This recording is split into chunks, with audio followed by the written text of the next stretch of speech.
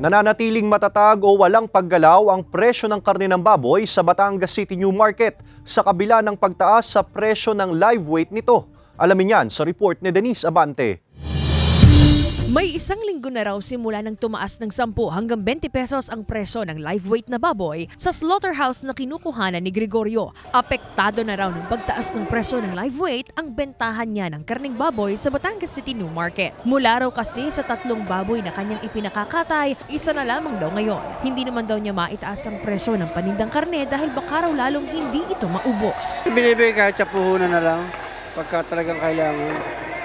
Palugot pa. Nakakaranas mo, siyempre.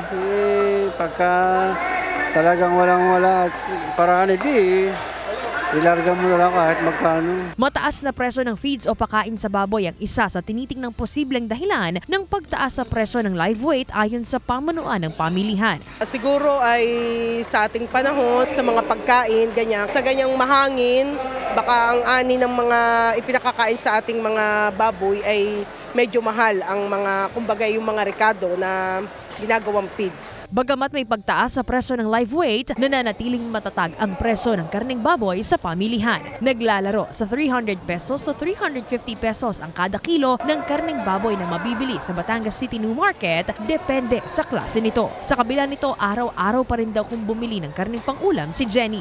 Mas mabuti po yung palagi pong fresh, araw-araw kang bibili kasi iba po yung presyong lulutuin mo araw-araw. Mas makakamura ka po pagkasuki.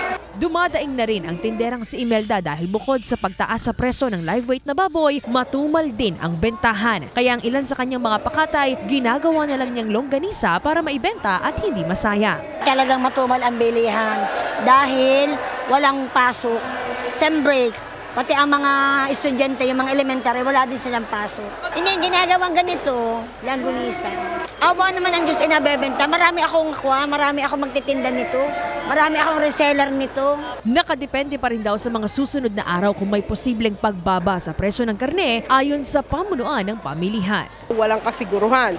Pagka patuloy ang pagtaas sa live weight, maaaring tumaas ang ating kilo ng baboy. Kasama si J. R. Manjares, Denise Abante, Balitang Southern, Tagalog.